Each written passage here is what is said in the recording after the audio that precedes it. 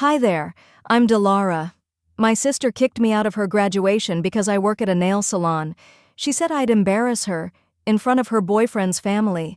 But what hurt more? She erased me from her speech, like I was never part of her journey at all. Then came the lies, the smear posts, the fake pity.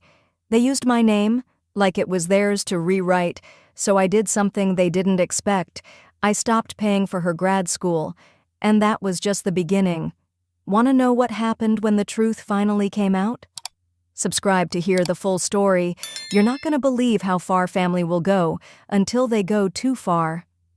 The sun was just starting to dip behind the tall palms that lined UC San Diego's campus when I pulled into the parking lot, my fingers clenched tightly around the bouquet of sunflowers resting in the passenger seat. I had picked them out the night before, brighter than roses, less cliché. Soraya used to say sunflowers made her feel loud in the best way. I thought maybe, just maybe, they'd remind her of that, remind her of me. I'd closed my salon early that day, canceling 2 full appointments and rescheduling one of my longest clients. They didn't complain. They knew how much this graduation meant to me, not just for her, but for me too. I was the one who had worked nights, doubled shifts, taken out loans when things got tight, just to make sure she stayed in school without ever missing a beat. Walking toward the venue, I smoothed my blouse down for the 3rd time.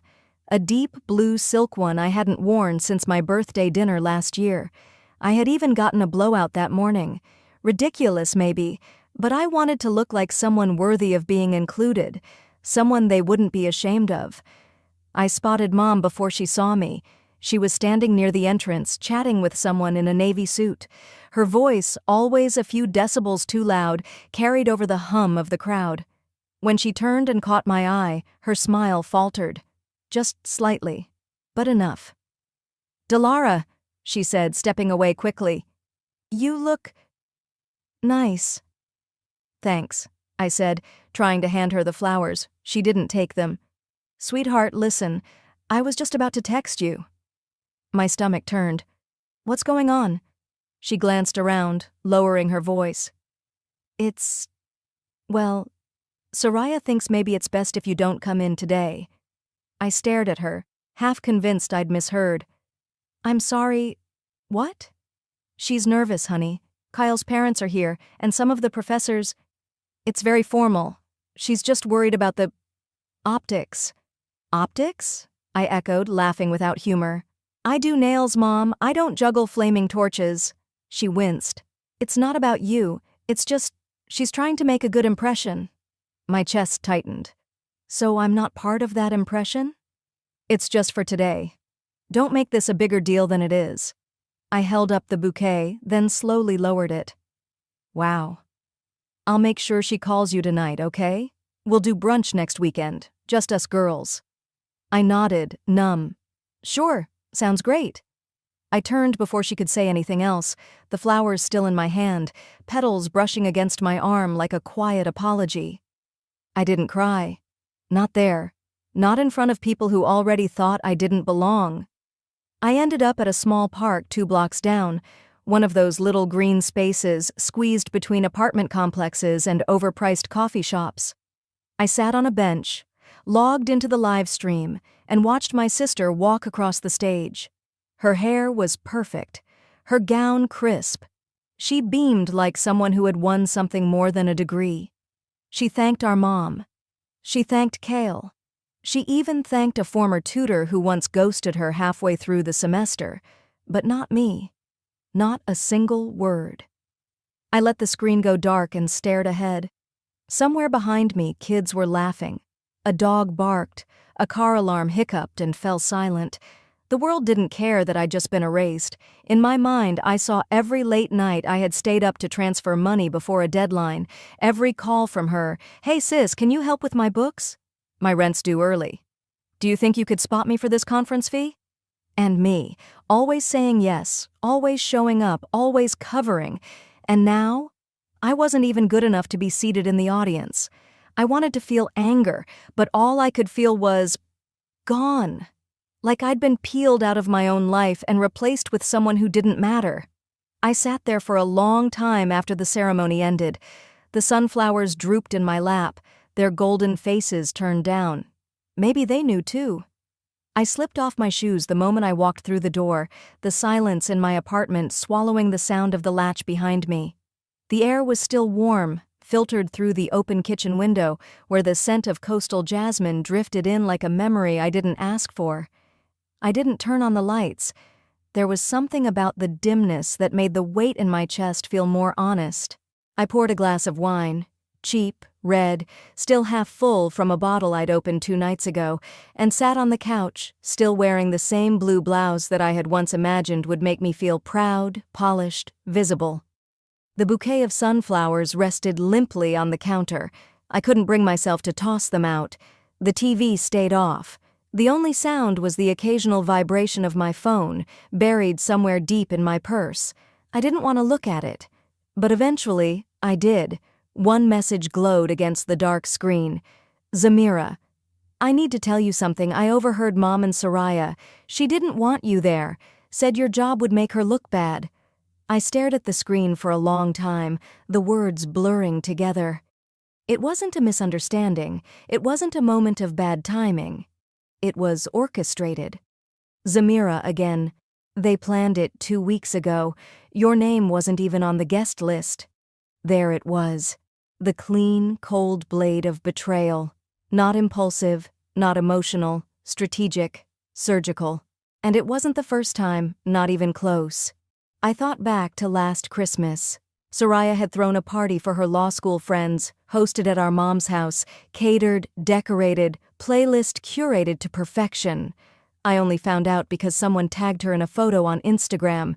She was laughing, arm around Kale, standing in front of a banner that read, Future JD, Present Queen. I hadn't been invited. When I asked her about it, she brushed it off with a fake laugh. Oh, it was just something thrown together last minute, mostly classmates. Except the post had gone up a week in advance. Can't wait to celebrate with my favorite people. I wasn't one of them. There was also that afternoon I happened to be near her campus and texted to say I could take her out to lunch. She hesitated, then told me to meet her outside her dorm. When I showed up, she came down already holding her books. We sat awkwardly on a bench while she rushed through a half-hearted salad. The moment I mentioned a new nail technique I was learning, she shifted the subject to some professor's research. She never introduced me to a single person walking by. And how could I forget all the times we'd be in a family gathering and someone would ask what I did? She never said, Delara owns her own business. It was always, oh, she works with people's hands, or she's in beauty, something, as if my work was shameful, or worse, irrelevant. Now it all formed a pattern I had refused to look at for years. I wasn't left out by accident. I was erased. Glass still in hand, I walked to the window and stared out at the night, the city lights flickering like false promises. A part of me wanted to believe this was just Soraya being young, overwhelmed, maybe insecure in front of her boyfriend's family. But no. She had told Mom what she wanted. Mom had agreed, and no one thought I deserved even a heads up. I swallowed the last of the wine, the burn a poor distraction from what I actually felt. I had given her everything, covered rent, paid for books, bought the laptop she used to type those polished speeches where she thanked everyone but me. And what did I ask for in return? A seat, one chair in a crowd. But she didn't want to risk anyone thinking we were cut from the same cloth. She had climbed a ladder I built for her, then kicked it down once she reached the top. I stood there, still and shaking, letting the full weight of it land in my gut. I'd been invisible for years, clinging to the fantasy that family meant unconditional love. But maybe love wasn't blind. Maybe it just chose not to look at people like me, and maybe I'd been too willing to accept that. For the first time, I saw my sister for who she really was, and I was done pretending not to. Sleep didn't come easily that night. My body ached with exhaustion, but my mind refused to shut down. Even as the apartment went still and the streets outside fell quiet, something inside me kept humming, like a low, persistent alarm that wouldn't let me rest. By the time the sky began to lighten, I was already awake, lying on my side, staring at the outline of my laptop across the room. I'd left it open on purpose. At first, I told myself I'd just check my emails, maybe pull up next week's schedule for the salon. But I knew better. I wasn't avoiding anything anymore. I walked across the room, dragging the blanket around my shoulders, and sat down. The laptop screen flickered to life. The calendar notification was waiting for me. UC San Diego, payment reminder. $21,500 due in 14 days? My finger hovered over the dismiss button, but I didn't press it. Instead, I opened the university portal. I had logged in so many times before, the username and password filled automatically. My name was still listed as the primary financial sponsor on Soraya's account. Right below it, the amount due stared back at me like a dare. Tuition, library fees, program expenses, all bundled into a neat red total. $21,500. I'd paid versions of that same number every semester, on time, in full, without thanks. There were no discounts for betrayal. A memory hit me. Me, 27, working back-to-back shifts during holiday season just so I could send her first tuition payment on time. I had gone home with blisters on my hands, sore from filing acrylics and massaging calloused feet, while she posted pictures of study groups in glossy libraries with cappuccinos and captions like grind mode. I never asked her to repay me. I never asked for credit. But somehow, over time, she'd convinced herself that I didn't deserve even acknowledgement. My cursor moved toward the Manage Payment tab. I clicked. A drop-down appeared. Remove Payment Method. It wasn't dramatic. It wasn't loud. Just one quiet click and a simple pop-up. Are you sure you want to remove this account as a payer? This action cannot be undone. I stared at the screen for a moment longer, half expecting the guilt to crawl in like it always did. But it didn't. I clicked yes. There was no applause, no cinematic music, just a soft chime and the message, payer removed, confirmation complete. I closed the laptop. Then I stood and walked to the kitchen, where I poured myself a cup of coffee. No sugar, no cream. I leaned against the counter and took a sip, the bitterness grounding me. The apartment was quiet, save for the hum of the fridge and the soft buzz of traffic in the distance. For the first time in years, I felt like I could breathe in my own home. No invisible weight, no dread about due dates. No fear that she might need something I'd be expected to provide without hesitation. I thought cutting her off would feel cruel, I whispered aloud, not to anyone, just to the silence. But it didn't feel cruel. It felt fair. I had spent so long tying my worth to being dependable, being useful, being the one who never said no. But I wasn't her foundation, I wasn't her doormat, and I wasn't her investor. I was her sister. And she made it clear that wasn't enough. My phone lit up across the room. Malin. I didn't answer. Another buzz, then another. A voicemail notification followed, which I also ignored. I took another slow sip of coffee and walked over to the window. The sun had risen fully now, casting a warm glow across the street. A jogger passed by with a golden retriever. A kid rode past on a skateboard, earbuds in, lost in his own world. I picked up my phone and opened the university app one last time, just to make sure. There it was, no active payer associated with this account. I smiled. A small, quiet thing. This was just the beginning. I knew it. The storm hadn't hit yet, but it would. When Soraya checked her account. When Malin realized her backup plan had vanished. When someone finally understood that the girl who worked in a nail salon was also the woman who could make choices. This time, when the phone rang again, I didn't even look. The next morning, I buried myself in work, the smell of acetone, warm towels, and lemon cuticle oil wrapped around me like armor as I prepped my third client's nails for a gel fill. The gentle whir of the nail drill, the faint chatter of blow dryers from the neighboring salon suite, everything felt normal. Or at least it was trying to, but my phone wouldn't stop buzzing. Every few minutes the vibration would jolt the table where I kept my appointment book. At first, I thought it was just reminders. Then I glanced at the screen between clients and saw the notifications. Instagram tags, DMs, message requests, one after the other like hail pounding on a window. Something had dropped, and I didn't need a weather report to tell me who started the storm. When my last client left and the waiting area was quiet, I finally gave in. I stepped into the back room, wiped my hands, and opened my phone. There it was. Soraya's Instagram story, a close-up of her face, perfectly lit, puffy-eyed but filtered.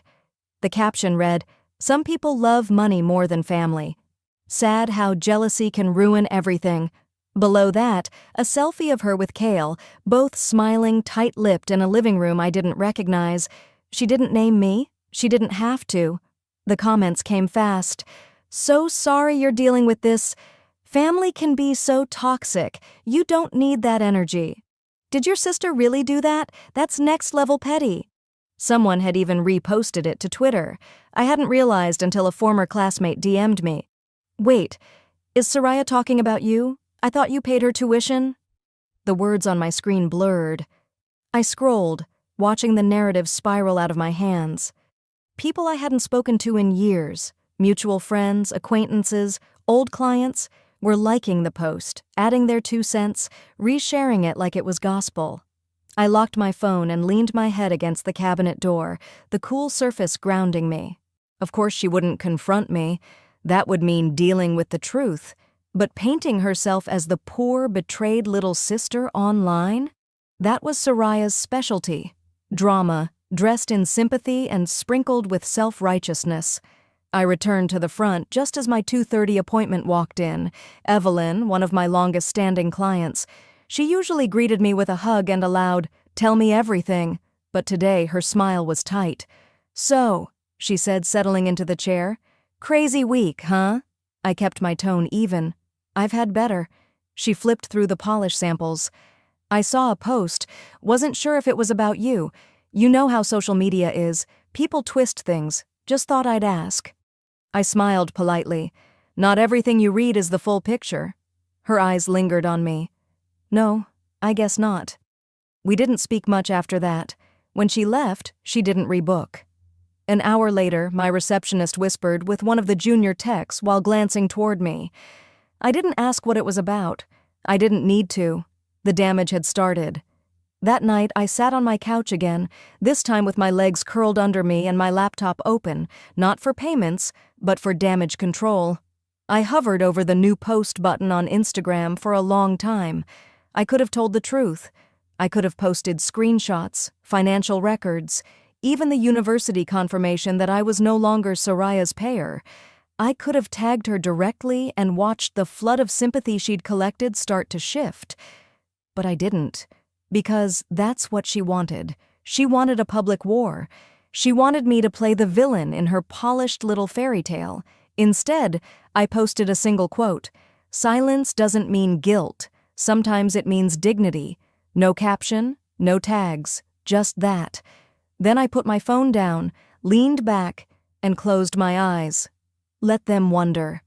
But if she kept twisting the story, she'd soon hear mine too, loud and clear. Friday afternoons were our busiest time. The scent of lavender hand cream and fresh polish lingered in the air. Hairdryers hummed next door, muffled by the salon walls.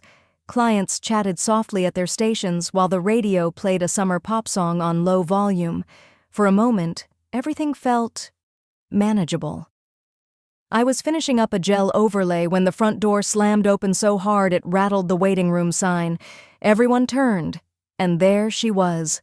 Soraya stood in the doorway like she'd stormed straight out of a courtroom, face flushed, arms crossed, mouth already loaded. "You really think cutting me off makes you some kind of hero?" she barked, loud enough to turn every head in the salon. "You destroyed my future." The room froze. My heart didn't race. My hands didn't shake. Not this time. I placed the nail file gently on the table, turned to my client with a calm voice. "Excuse me for a moment." Soraya stepped forward before I could even rise. "How could you do that to your own sister? You left me with nothing. Nothing." I walked toward her slowly, meeting her at the center of the salon, the line between personal and professional now burned to ash. "Please step outside, Soraya," I said quietly.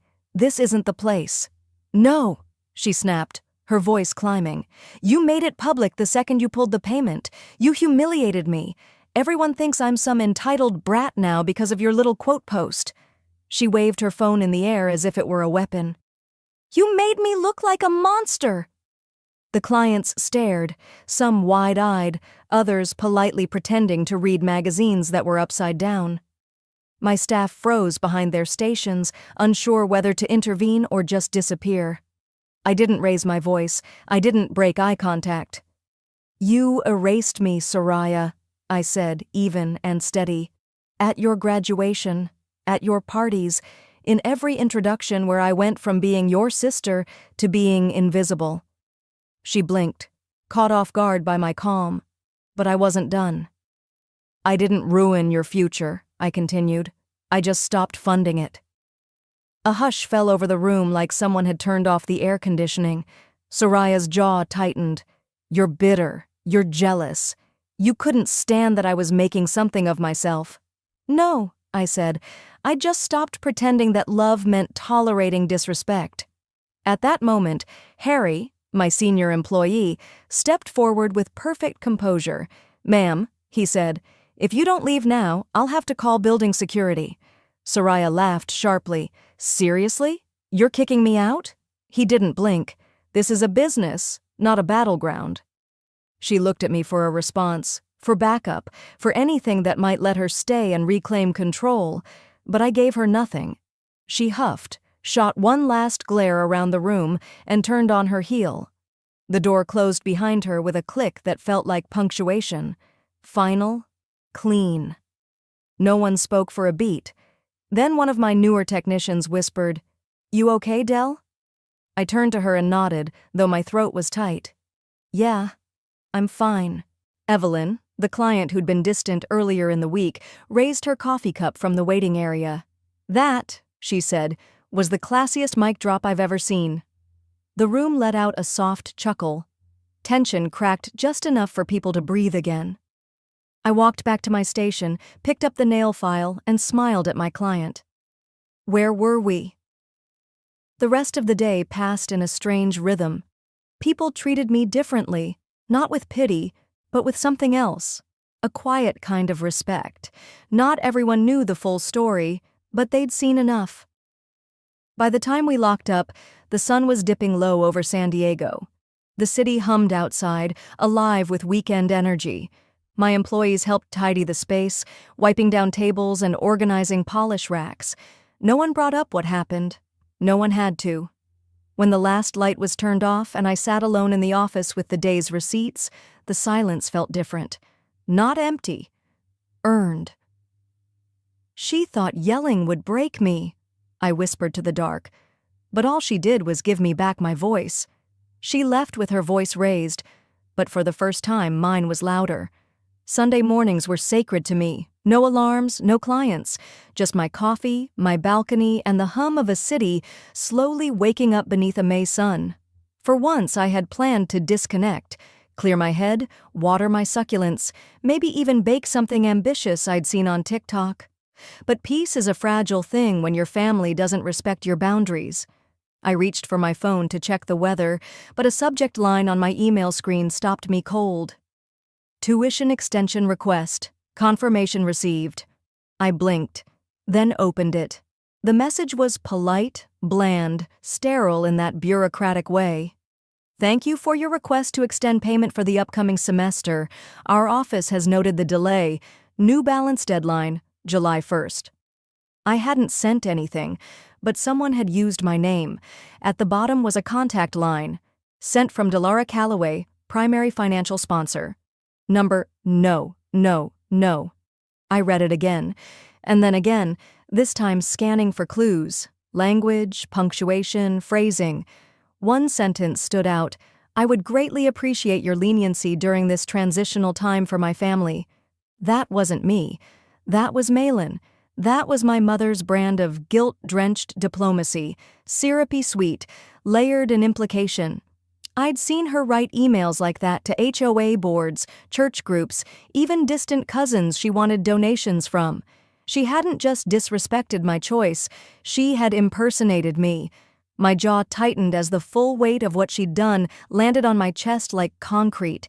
She didn't call, didn't ask, didn't care. She just did it. Used my name like it belonged to her. I didn't throw my phone, I didn't scream.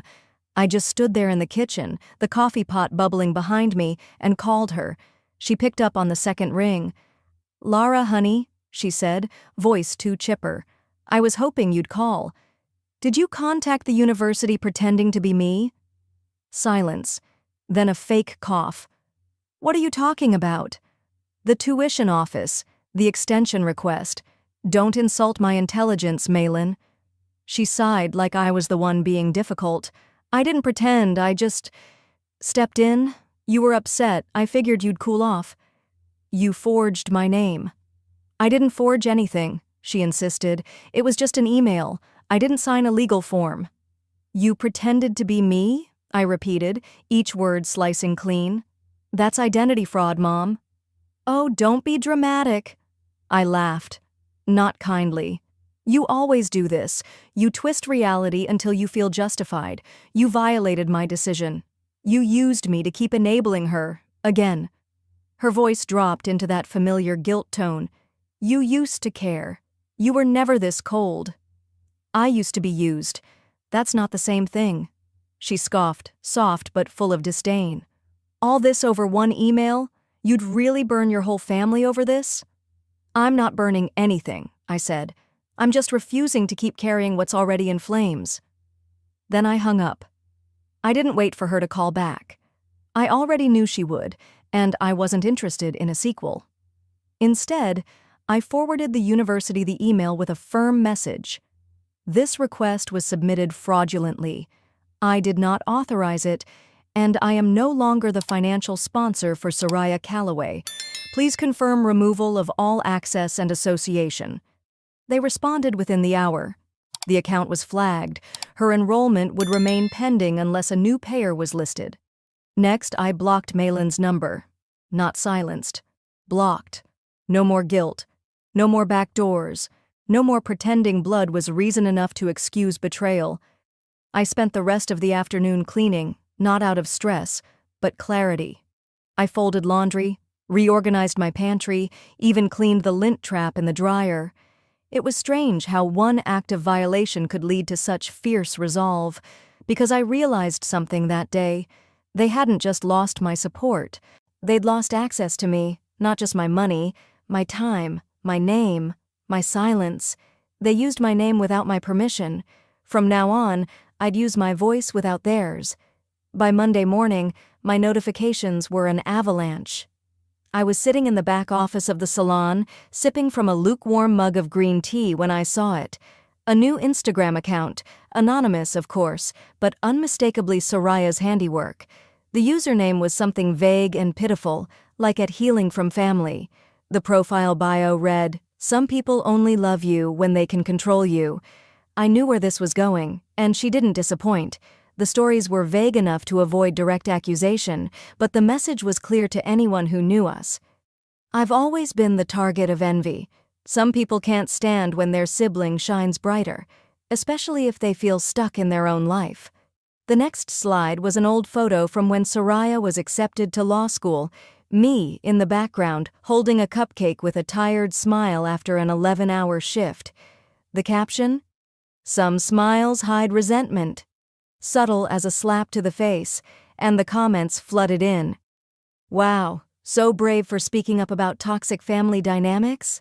She's clearly been jealous since forever. I always knew you were the strong one, babe. Keep shining." The worst part? People I knew, some distant relatives, even a couple of my mom's church friends were commenting, liking, sharing. Then came the texts. "Dilara, what's going on between you and Soraya?" "I saw her post. You didn't really say those things, did you? Is this true? You've always been so supportive. This doesn't sound like you." It felt like standing in a crowd while someone painted a mural of lies with my face on it. I didn't cry. Not yet. I sat back, breathing through the tightness in my chest, letting the noise swirl around me. My staff moved quietly outside. Someone knocked once, then thought better of it. I opened my audio notes folder. I knew the file was there, buried under memos, reminders, a few voice drafts for marketing videos. I scrolled, found it, and pressed play. The voice was unmistakable. "Soraya, that's harsh," Malin's voice said. "She's your sister. She's done so much—" And then Soraya's words, clean and sharp. "I don't want her at my graduation. She works at a nail salon, Mom. Kyle's parents are doctors. You want them thinking we come from that?" It hit harder the second time. Not because it was shocking, but because I'd finally stopped making excuses for her. That recording was from 3 weeks ago. I'd captured it during one of Malin's calls, when she put me on mute but forgot I could still hear. At the time, I told myself it wasn't worth sharing, that posting it would make me look petty. But now? Now I understood something. Silence wasn't noble, it was just fuel for their version of the story. That evening, I drove to meet Zamira. We sat in her car outside a quiet strip mall, our to-go coffees steaming between us. I played the recording. When it ended, Zamira was quiet. Then she said, "You want me to post it?" I looked over. "Do you think people deserve to know?" Her eyes didn't flinch. "Absolutely." By the time I got home, the post was live. Zamira kept it simple. Let's not rewrite history. Let's not pretend the truth didn't happen. She attached the voice memo, unedited. Within an hour, it was spreading like wildfire. First came the comments. "Oh, so this is what really happened. I supported the wrong sister. She erased her own blood to impress strangers. Unbelievable." Then came the texts, from the same relatives who had been so quick to question me just days before. "I'm sorry, Dilara. I didn't know."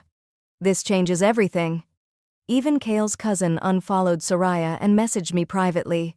"Just wanted to say I see you now." That took guts. I never responded. Not out of bitterness, but because I finally didn't need to explain myself. The truth had a voice of its own, and it was louder than any lie Soraya could craft in a caption. I didn't go online that night. I made a late dinner, miso soup and grilled tofu, and lit a candle.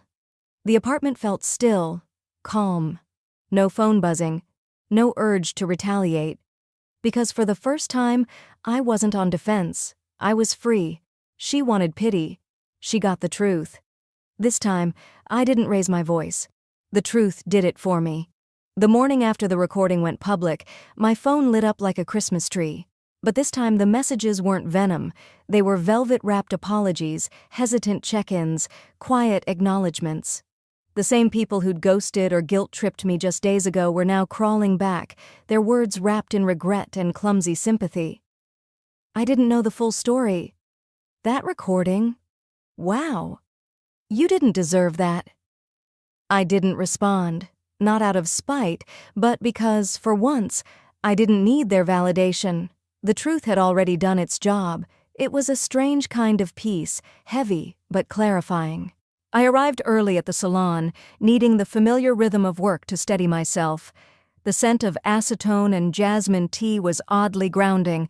I moved through the opening routine in silence, turning on lights, checking appointment logs, wiping down the front desk. My employees trickled in with uncertain smiles, but no one said a word about the posts. Their support lived in the way they kept the music upbeat, the way they shielded me from nosy clients, the way they offered to cover an extra shift without asking why.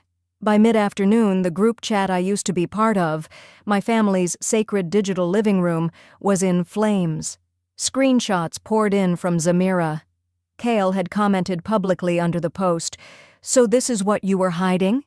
You trashed your sister to look good? For what?" Minutes later, a friend of his reposted the clip, tagging Soraya. She tried to clean it up, deleted stories, vague apologies, then a melodramatic selfie captioned, "No one sees the pain behind the mask." But the mask had already shattered. By the evening, the university had responded to the email I'd sent the week before, confirming they'd flagged the tuition request and rejected the extension. And then came the message. From Soraya. Just 2 words. "You win." I stared at it for a long moment, then locked my phone and set it down. That night I cooked a slow dinner, pan-seared salmon, roasted asparagus, lemon rice. I plated it carefully, lit a candle, and let the quiet wrap around me like a second skin. There was no music, no TV, just the sound of a woman finally claiming her own evening. The next morning, Malin called. I let it ring once, twice. Then I picked up. "We need to talk this out like family," she said. Her tone was clipped, wounded, layered with disappointment, dressed as dignity. "I'm not interested in talking," I replied evenly. "I'm interested in healing, and that doesn't require your permission. You can't just shut us out." "I can." I did. I ended the call before she could finish whatever final guilt trip she had tucked in her throat. Later that day, I opened Instagram. My fingers hovered for a second. Then I posted, "Helping someone and enabling them are not the same thing. I learned that the hard way, but I've learned it now." No hashtags, no tags, no comments turned on. I didn't need the noise. That same afternoon, I left the family group chat. No dramatic exit, no parting words. Just left the conversation. It felt more powerful than any argument I'd ever had with them. By Friday, I was sitting in my office reviewing blueprints for the new salon location. A tiny spot in Oceanside, closer to the water. More foot traffic, more freedom. Something that was mine and no one else's. The walls were still unpainted, and the ceilings needed work, but I saw the vision clearly, like I'd finally scrubbed the fog off a mirror that had distorted me for far too long. I poured myself a mug of coffee, took a deep breath, and let the silence settle. Not the heavy kind, not the kind that made you feel invisible. This was silence with intention. I looked out the window, sunlight bouncing off passing cars, and for the first time in a long time, I didn't feel like I owed anyone an explanation for the woman I had become. She lost more than my money. She lost access to the version of me that stayed silent. The floor still smelled like fresh varnish, and the white walls of my second location glowed under the soft morning sun. I walked slowly through the open space, fingers grazing the edge of a new reception counter. There were no framed photos on the walls yet, no voices echoing through the rooms, but possibility hummed in the air like music only I could hear. The chairs had arrived yesterday. The water heater was finally fixed. The big mirror, my favorite, was still leaning against the back wall, waiting to be mounted. I paused in the center of the space, took a deep breath, and closed my eyes for a moment. This was mine. Built not on borrowed money or quiet resentment, but on choice, on clarity. My phone buzzed in my back pocket. I pulled it out, expecting maybe a contractor or a delivery. Instead, it was Malin. "Your grandmother would be proud of you. We miss you. Please come for dinner." No emojis, no guilt-ridden paragraphs, just a single line dressed as kindness. I stared at the screen, my thumb hovering above the reply button. For a moment, I felt that familiar tug, of duty, of family, of second chances, but I locked the phone instead. That small action felt like closing a chapter without slamming the book. Back when we were little, Soraya and I used to play pretend salon in the garage. She'd sit in a plastic lawn chair while I wrapped her hair in mismatched scarves and rubbed lotion on her hands with too much pressure. We used my mom's old lipstick as pretend polish and laughed until our stomachs hurt. I used to think that meant we'd grow up to run a business together one day. I used to believe that shared memories guaranteed shared futures, but the truth is we were just kids pretending. We grew up and became strangers wearing the same last name. Maybe we were never meant to grow into the same world. And maybe that's okay. The opening event was modest, just close friends, loyal clients, and a few curious new neighbors. Zamira showed up early, carrying a bouquet of lavender and a box of pastries from the bakery we used to visit after school. "You look lighter," she said, tucking a strand of hair behind my ear. "Like you finally exhaled." "I think I did." She helped me tie the ribbon across the entrance. It wasn't glossy red or theatrically wide, just a satin strip in deep emerald green, the same shade I painted the front door. As we cut the ribbon together, applause broke out. Not loud or staged, just warm, sincere. People clapped because they wanted to, not because they were told to. Kyle walked by later in the afternoon. He didn't stop, didn't speak, but he looked me in the eye and nodded, A gesture that said, "I get it now." That was enough. Somewhere in the corner of my mind, I imagined Soraya sitting alone, scrolling through posts, trying to rewrite the story again. Maybe she still believed I was the villain. Maybe Malin still saw herself as the peacemaker in a war she silently fueled, but it didn't matter anymore. Forgiveness and reunion aren't the same thing. I'd already forgiven myself for waiting too long, for giving too much, for not speaking sooner. That was the kind of grace I could offer freely. The sky dimmed into soft pinks and blues as the event wrapped up. I stood in the doorway of my new shop, watching people linger outside, chatting, laughing, admiring the space I had created. There was no grand announcement, no fireworks, no viral video, just a woman, finally standing in her truth. They called it silence. I called it freedom. And if there's one thing this story taught me, it's this: silence doesn't make you the bigger person when it costs you your dignity. Sometimes the most loving thing you can do is to walk away, not in anger, but in clarity. So let me ask you, have you ever been the one holding the family together until you realized they were only holding you back? If that hit close to home, you're not alone. I'd love to hear your story in the comments. Let's talk about it. And don't forget to like, subscribe, and hit the notification bell for more true life stories like this one. Your voice matters here, just like mine finally did.